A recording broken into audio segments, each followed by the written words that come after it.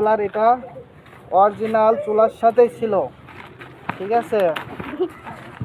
ওই মাল লাগানো হয়নি, এখন আমি লাগাই দেব।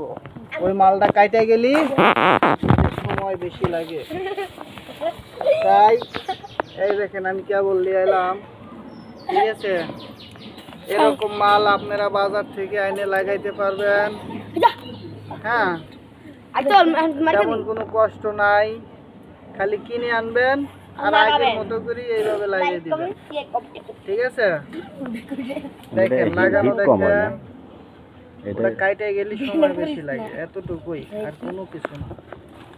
ভালো করে খাইয়ে দেন, ভালো করে হাসবেন ইনশাআল্লাহ।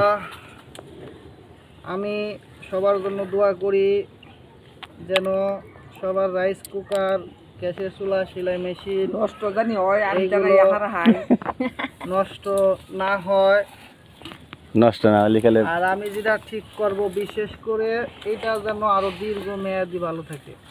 দেখুন নষ্ট আবার না করুন, কে নষ্ট না হইলে দেখা পাবা। আল্লাহ তাআলা রেজেকের মালিক, যে ভালো দোয়া করে আল্লাহ তাআলা তাকে ভালো কিছু দেন।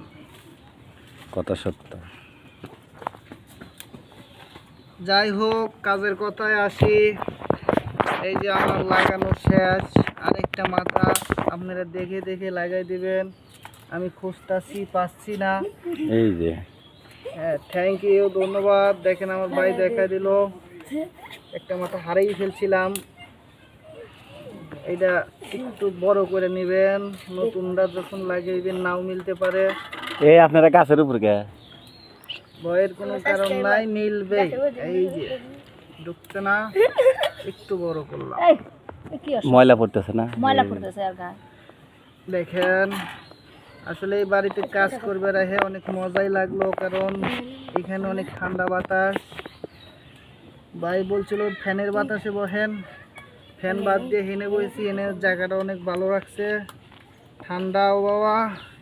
এই যে আমার কাজ শেষ, এখন শুধু রান্না করলেই আপনার 40 থেকে 45